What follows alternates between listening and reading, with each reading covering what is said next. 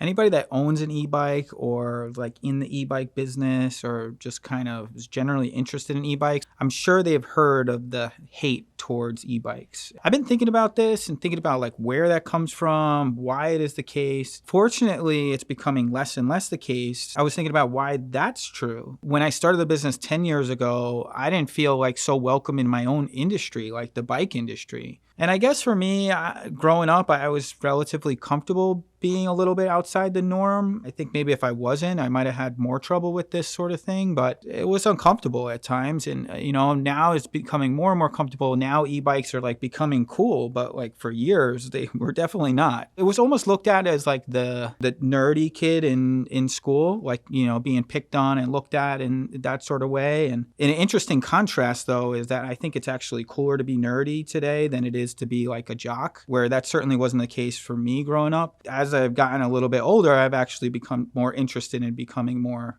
a nerd type than anything else. I think that knowledge is power. I was thinking, why has this change happened? Why are people hating e-bikes less? And I thought about it. One of the things that's changed is people are more familiar with them. It's more likely that you might have one, or your neighbor has one, or at least you've like ridden one, or you know something about it. 5-10 years ago, it was kind of this fringe thing and people had some ideas about it, but they didn't actually know about it. Maybe it's like that quote. I always try to think of how things relate to something else, and people fear the things that they don't understand and they hate the things they can't conquer. Usually that latter part is not always included, but actually I think it relates here as well. And so I was getting to this discussion with my team about, is that actually the case? Is it that people actually feared them, or they, felt uncomfortable about them? That's why they hated them. I think in some ways it makes sense. Sure, there's plenty of other reasons why people might say that that's the case, but it seems that this is kind of one of these like fundamental psychological principles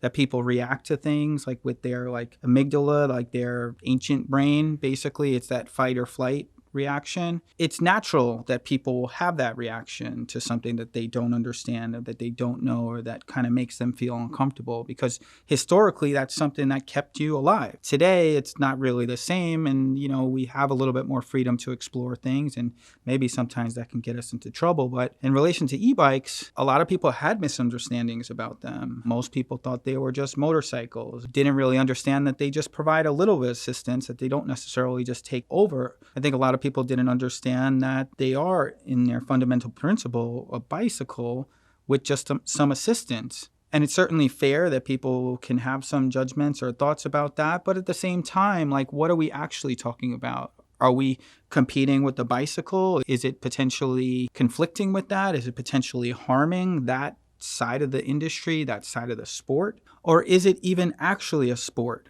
I think that we might not necessarily be talking about the same thing here, where a lot of times people have this idea that cycling is purely a sport. I think part of the reason why electric bikes historically have been much bigger in Europe and China is that people use bikes for transportation. They don't think of bikes as a sport. They think of it as a way to get around, and a very efficient one at that.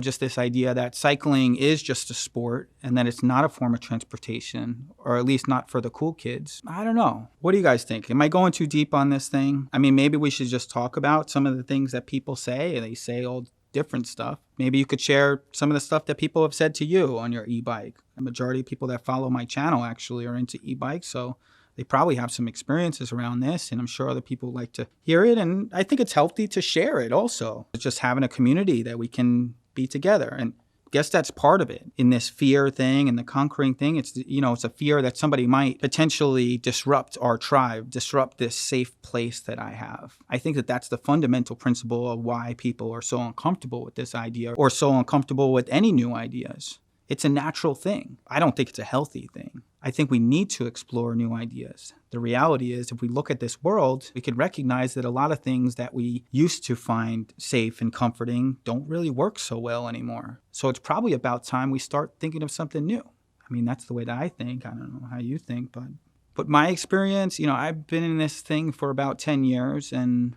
when I started, there was articles all the time, and so many different publications and so many companies took a stance that we're not selling e-bikes, that we're not getting involved in this, and this is bad for the industry, etc. And then slowly over time, every one of them kind of started to backtrack on their feelings on these topics, and they said, oh yeah, well, electric bikes are cool. And then you had Gary Fisher, someone that's known to fundamentally help start the mountain biking movement, and certainly a major player in the bike business. And he's saying this is the next big thing.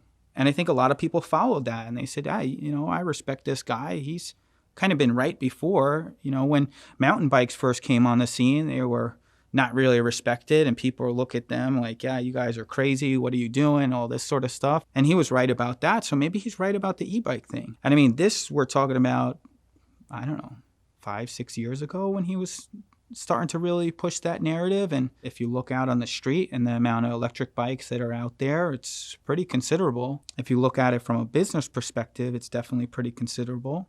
But what about the hate? Is that still existing? Is it something that will eventually just go away altogether? Or is it just going to be this certain fringe people that are going to be stuck on this idea that they hate electric bikes, that they're terrible, that they're the worst thing that's happened to cycling? I certainly have seen pretty major changes.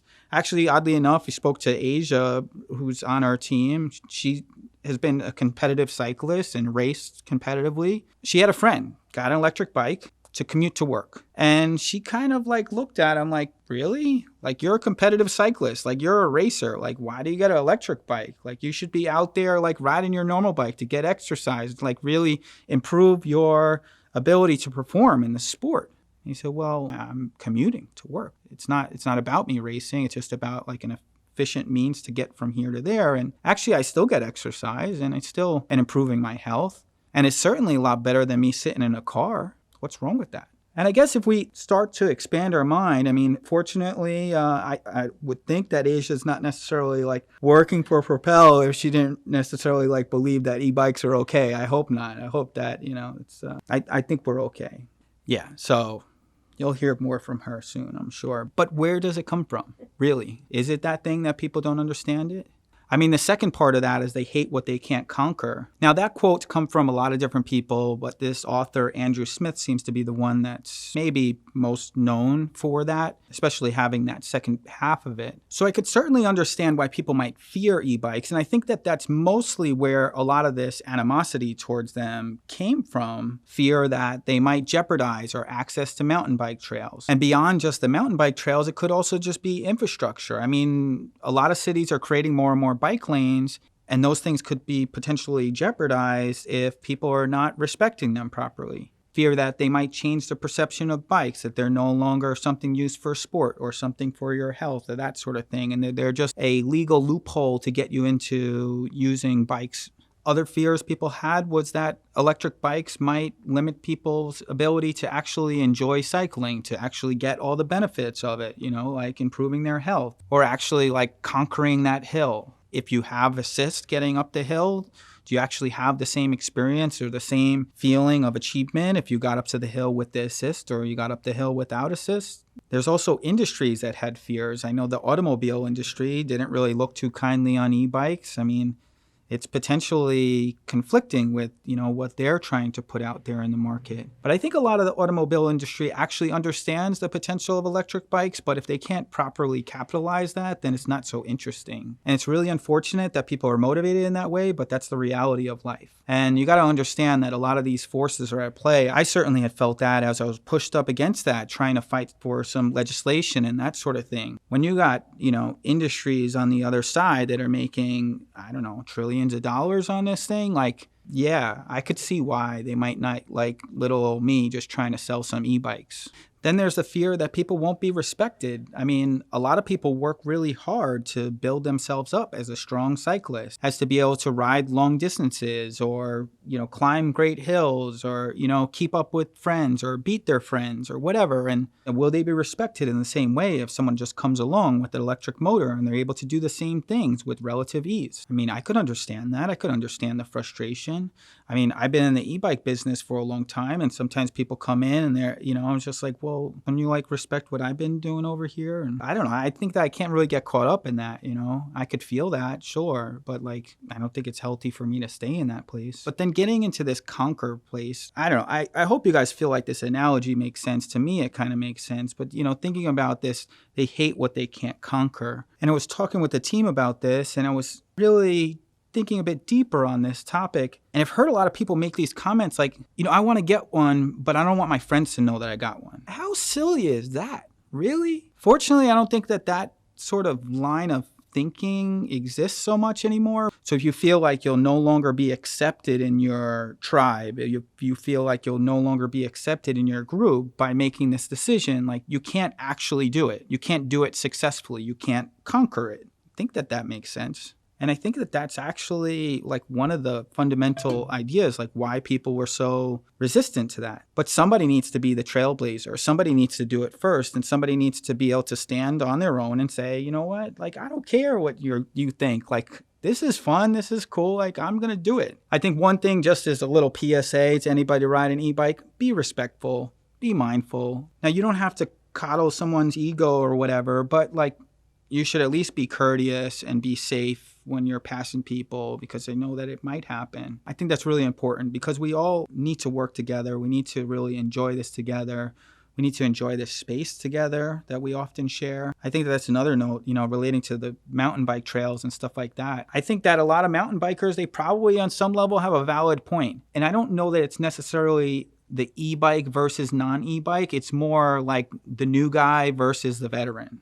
You know, whereas the veteran, like, worked hard to fight to get access to these trails and worked hard to fight to build these trails. And then this new guy is coming in like, oh yeah, hey, whatever. Like, oh yeah, I'm passing you uphill, this and that. And like no respect or regard. I could understand people might get a little upset about that. So think about that. Think about, you know, where you might not have contributed there. And think about maybe opportunities to contribute there. You know, join the organization, show up, help build the trail, that sort of stuff. These things can go a long way. And let's really just try to avoid this us versus them mentality because that's not getting us anywhere. I'm wondering what you guys think. I'm always interested to hear that. I think that really what I want to do is just like start these discussions. I think that they're very relevant topics. They're important topics. And I think they're the sort of stuff that we need to understand as humans if we want to really move forward. It's not just about like moving this e-bike thing forward. It's a lot deeper than that. Enough on that point. I hope you guys enjoyed this. And let me know if you want more of these type of videos because I like doing them. So see you soon.